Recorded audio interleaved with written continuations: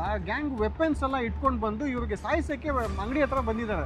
ರಫೀಕ್ ಅಂತೂ SKR market complex secretary ಆಗಿದ್ದಾರೆ. ಇವರು ಈ ತಿಂಗಳು 25ನೇ ಒಂದು ಕಂಪ್ಲೇಂಟ್ ಕೊಟ್ಟಿದ್ದಾರೆ KR ಮಾರ್ಕೆಟ್ ಅಲ್ಲಿ.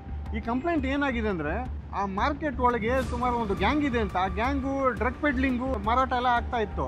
ಅದರಿಂದ ಇವರು ಅಬ್ಜೆಕ್ಟ್ ಮಾಡ್ತಾರೆ, ಇಲ್ಲಿ ಮಹಿಳೆಯರು ಬರೋದು, ಚಿಕ್ಕ ಮಕ್ಕಳೆಲ್ಲ ಬರ್ತಾರೆ, ಓಡಾಡೋದು, ಇಲ್ಲೆಲ್ಲ ಮಾಡಬಾರದು ಅಂತ. ಸುಮಾರು ವರ್ಷ ಆದ್ಮೇಲೆ 25ನೇ ತಾರೀಕಿಗೆ ಕೆಲವು 15 ಜನ ಒಂದು ಗ್ಯಾಂಗ್ ಇದೆ. ಆ ಗ್ಯಾಂಗ್ ವೆಪನ್ಸ್ ಎಲ್ಲ ಇಟ್ಕೊಂಡು ಬಂದು ಇವ್ರಿಗೆ ಸಾಯಿಸಕ್ಕೆ ಅಂಗಡಿ ಹತ್ರ ಬಂದಿದ್ದಾರೆ. ಅದನ್ನ ಬಂದು ಇವ್ರಿಗೆ ಹೊಡೆಯಕ್ಕೆ ಬಂದಿದ್ದಾರೆ, ಅಲ್ಲೇ ಸಾಯಿಸಕ್ಕೆ.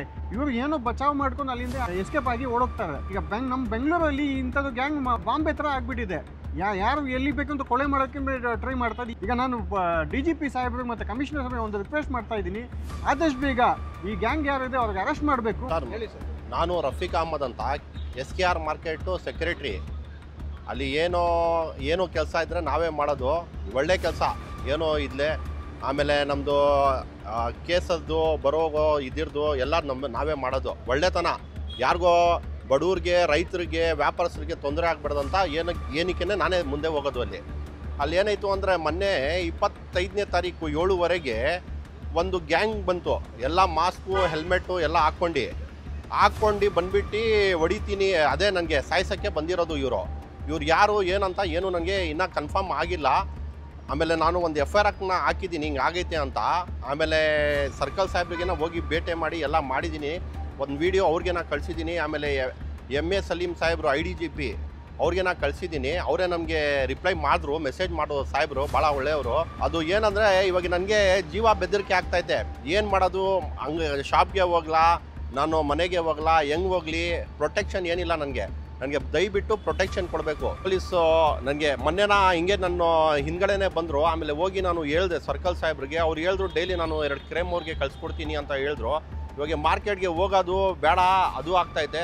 ಅದು ಏನು ಸ್ವಲ್ಪ ವಿಚಾರಣೆ ಮಾಡಿ ಏನಿರೋದು ನಮಗೆ ನ್ಯಾಯ ಕೊಡಿಸಿ. ಆಮೇಲೆ ಏನಂದ್ರೆ ಅವ್ರು ಯಾರ್ಯಾರು ಇದ್ದಾರೆ ಅವ್ರಿಗೆ ದಯವಿಟ್ಟು ನೀವೇನು ಕಾನೂನು ಕ್ರಮ ತೊಗೊಂಡಿರಾ ಇದು ಮಾಡಿ. ಆಮೇಲೆ ನಮಗೆ ಪ್ರೊಟೆಕ್ಷನ್ ಕೊಡಿ ಸರ್, ದಯವಿಟ್ಟು ಇದು ಏನಿರೋದು ನಮಗೆ ಹೆಲ್ಪ್ ಮಾಡಿ.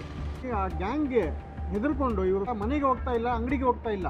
ಇವ್ರು ಹೇಳ್ತಾ ಇದ್ದಾರೆ ಯಾವಾಗ ನನಗೆ ಅವ್ರು ಬಂದು ಅಟ್ಯಾಕ್ ಮಾಡಿ ನಾನು ಕೊಲೆ ಮಾಡ್ಬೋದು ಅಂತ ಗೊತ್ತಾಗ್ತಾ ಇಲ್ಲ. ಅಷ್ಟು ಬೆದರಿಕೆ, ಅಷ್ಟು ಭಯ ಆಗ್ಬಿಟ್ಟಿದೆ ಇವ್ರಿಗೆ. ದಯವಿಟ್ಟು ನಾನು ಪೊಲೀಸ್ ಕಮಿಷನರ್ಗೆ ಮತ್ತು DGPಗೆ ರಿಕ್ವೆಸ್ಟ್ ಮಾಡ್ತೀನಿ, ಆದಷ್ಟು ಬೇಗ ಈ ಆರೋಪಿಗಳು ಯಾರು ಅರೆಸ್ಟ್ ಮಾಡಿ. ಸರ್ ಇವಾಗ ವೆಪನ್ನು ಅವರು ಮಚ್ಚು ಅದು ಇದು ಲಾಂಗು ಏನೇನೋ ಇಟ್ಕೊಂಡಿದ್ದಾರೆ. ನನಗೆ ಮನೆಗೆ ಹೋಗ್ಬೇಕಾ, ಆಫೀಸ್ಗೆ ಹೋಗ್ಬೇಕಾ, ಅಂಗಡಿಗೆ ಹೋಗ್ಬೇಕಾ ಗೊತ್ತಾಗ್ತಾ ಇಲ್ಲ. ನಿಂತ್ಕೊಳ್ಳೋಕ್ಕೇನ ಭಯ ಆಗ್ತೈತೆ.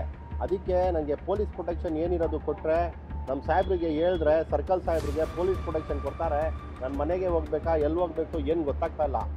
ದಯವಿಟ್ಟು ನಾನು ಇದು ಕೇಳ್ಕೊತೀನಿ ಕಮಿಷನರ್ ಸಾಹೇಬ್ರ ಹತ್ರ, ದಯವಿಟ್ಟು ನನಗೆ ಏನಿರೋದು ಪ್ರೊಟೆಕ್ಷನ್ ಕೊಡಿ. ಇಲ್ಲಿ ನಿಂತ್ಕೊಳ್ಳೋಕ್ಕೇನೋ ನನಗೆ ಭಯ ಆಗ್ತೈತೆ. ಯಾವಾಗ ಏನಾಗುತ್ತೆ, ಯಾರು ಎಲ್ಲಿಂದ ಏನು ಮಾಡ್ತಾರೆ ಅಂತ ಭಯ ಆಗ್ತೈತೆ ಸರ್. ಅಷ್ಟೇ ಸರ್ ನಂದು. ನಮಗೆ ದಯವಿಟ್ಟು ಕಾಪಾಡಿ ಸರ್, ಪ್ರೊಟೆಕ್ಷನ್ ಕೊಡಿ ಏನಿರೋದು. ಏನಕ್ಕಂದರೆ ಭಾಳ ಟೆನ್ಷನಲ್ಲಿದ್ದೀವಿ ನಾವು.